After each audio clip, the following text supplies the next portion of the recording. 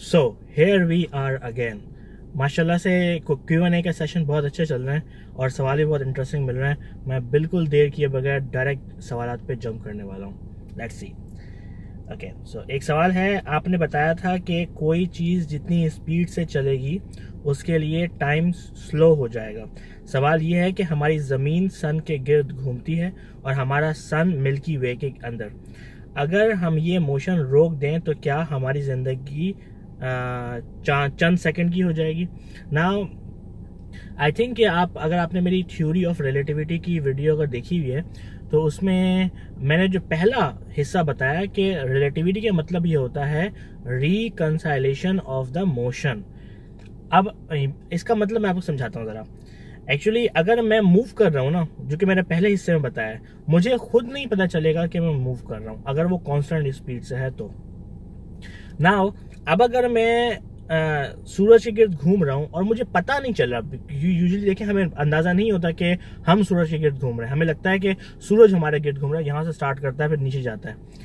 तो इसके लिए ये बात जानना जरूरी है कि अगर कोई चीज मूव कर रही है उसके लिए ये इंतहाई जरूरी है कि कोई उसकी मूवमेंट को बताने वाला हो, यानी कि कोई उसको बताए कि तुम मूव कर रहे हो। फॉर एग्जाम्पल, अगर मेरे सामने से गाड़ी जाएगी, ठीक है, तो मैं कहूंगा कि मैं यहां से बैठ के, थर्ड पार्टी कहेगी कि मेरी सामने से गाड़ी गुजरी, क्यों? क्योंकि पहले वो गाड़ी यहां थी और फिर वो गाड़ी वहां पहुंच गई। लेकिन अगर वही बंदा अंदर बैठा हुआ है गाड़ी के और गाड़ी में कोई मतलब उबड़ खाबड़ नहीं हो रही और आसपास और कोई चीज नहीं है, तो वो भी ये हो सकता है कि मैं भी मूव कर रहा हूँ। ये एक क्या कहते हैं सिचुएशन हमें नजर आती है जब हम मोशन की रिकंसाइलेशन करते हैं। नाउ इसका आपके सवाल से क्या ताल्लुक है? हर मामले में ताल्लुक है। जब तक हमें यही नहीं पता चलेगा कि हम मूव कर रहे हैं तो हम कैसे अपना टाइम कैलकुलेट कर सकते हैं? हमारा टाइम तो हमेशा उतना ही रहेगा, भले चाहे हम लोग सूरज के गिर्द मूव कर रहे हो या हम पूरी गैलेक्सी के अंदर मूव कर रहे हो। हमें जब तक कोई टाइम बताने वाला होना चाहिए जो हमें इन दोनों जगह से बाहर से देख रहा हो कि यार ये तो इतनी तेजी से मूव कर रहे हैं तो इनका टाइम स्लो चल रहा होगा और मेरा टाइम जो है वो ज्यादा हल्का। तो इसके लिए थर्ड पार्टी होना जरूरी है। अगर थर्ड पार्टी नहीं होगी तो फिर इस चीज का कोई ताल्लुक ही नहीं रहता। इसलिए रिलेटिविटी कहा जाता है कि आप चीजों को रिलेट करते हैं एक दूसरे से। आई hope this answers the question. बेहतर है कि आप मेरी फिर से वीडियो देखें, ये सारे कॉन्सेप्ट्स उसमें बताए गए हैं।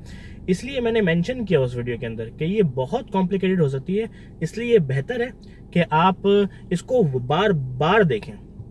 आई hope this answers the question. MD Tayyab ने कहा कि ये डांस नहीं करती बल्कि एक दूसरे से कांटेक्ट करती हैं जैसे हम मोबाइल से शेयर करते हैं। ये इन्होंने सवाल किया है शहद की मक्खियों वाले वीडियो के अंदर, जिसमें मैंने बताया था कि शहद की मक्खियों को जब बताना होता है दूसरी मक्खियों को कि फूल जो है वो कहाँ है, कितनी दूर है और कितनी क्वालिटी वाले फूल हैं, तो वो छत्ते में आने के बाद डांस करती हैं। इसको हम वैगल डांस कहते हैं। और उस डांस से पता चलता है कि मक्खी जो है वो बताती है दूसरी मक्खियों को कि किस डायरेक्शन में क्या कहते हैं फूल हैं और कितनी दूर है और क्या क्वालिटी है फूलों की कि कितनी फोर्स आगे वहां पे जानी चाहिए। तो मैंने हाउएवर वैगल डांस की वीडियोस भी देखी हैं खुद, लेकिन अगर आपको लगता है कि वैगल डांस नहीं होता तो आप मुझे प्लीज सोर्स मुझे शेयर कर दें, मैं उसको गो थ्रू करता हूँ, देखता हूँ कि क्या मसला हुआ। उजैर ने कहा कि ह्यूमन क्लोनिंग पॉसिबल है या नहीं? बिल्कुल पॉसिबल है। जब हम पहली बार ऑलरेडी डॉली को देख चुके हैं तो ह्यूमन क्लोनिंग में क्या मामला है? ऑलमोस्ट दोनों के दोनों सेम प्रोसीजर्स हैं। बस ये होता है कि टेक्नोलॉजी को परफेक्ट करने की जरूरत होती है। शुरू के एक्सपेरिमेंट्स होते हैं वो खराब जाते हैं, लेकिन उसके बाद सही होना शुरू हो जाते हैं। बिल्कुल बिल्कुल पॉसिबल है। और आई थिंक मैं ज़्यादा एम्बिशियस नहीं होना चाह रहा, लेकिन मेरे हिसाब से तो इस वक्त अभी जिस वक्त हम इस वक्त हैं, हमारे पास इस वक्त तो टोटली पॉसिबल होनी चाहिए human cloning. I don't know क्यों ये सामने नहीं आ रहा, maybe because of all the mess जो हमने पहले देखा क्लोनिंग की वजह से। I don't know, but I think this answers the question. Heart break ने कहा कि स्पेस में साउंड ट्रैवल क्यों नहीं कर सकता? साउंड तो वेव्स होती हैं, वेव्स स्पेस में ट्रैवल नहीं करती क्या? हाँ, आपको मतलब जिस तरीके से आप सोच रहे हैं तो वो तो सही है, वेव्स बिल्कुल ट्रैवल करती हैं। साउंड जो है ना, यानी कि जिससे आपको आवाज आती है, वो आपने शायद ये मैट्रिक में पढ़ा था या उससे भी पहले कि ये ऑसिलेशन से होता है।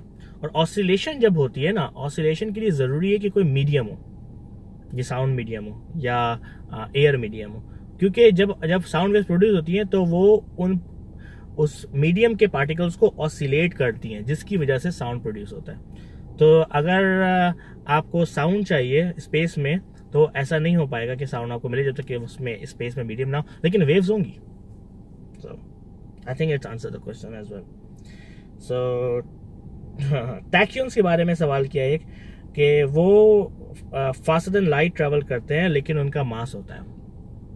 आई थिंक मैं इनका नाम लिखना भूल गया, मेरी गलती है, लेकिन लेट्स आंसर दिस क्वेश्चन।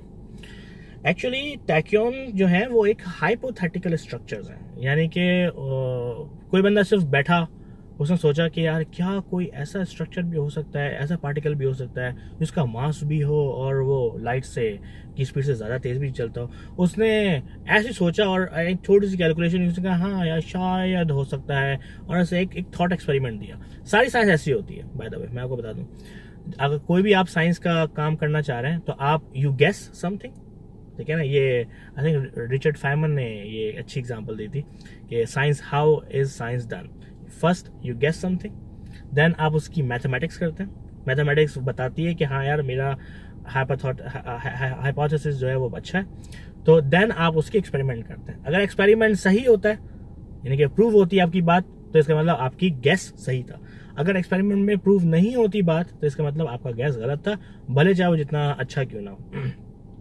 सो यहाँ पर टैक्यून पे भी यही आता है, एक बंदा आया, उसने गैस किया कि यार क्या कोई ऐसा ऑप्शन हो सकता है हमारे पास जिसमें particles faster than speed of light से ट्रेवल करें एंड उनका मास भी हो। फिर उसने कैलकुलेशन की, चेक किया कि शायद तरीकाकार हो सकता है इस लूप होल से बाहर निकलने के लिए। और अगेन इसको एक्सपेरिमेंटल स्टेजेस में है ही नहीं है, मतलब हम इसको कंफर्म ही नहीं कर सकते कि क्या चल रहा है क्या नहीं चल रहा है इसके लिए अभी तक। तो स्टिल हाइपोथेटिकल स्ट्रक्चर ही है टैक्यून्स।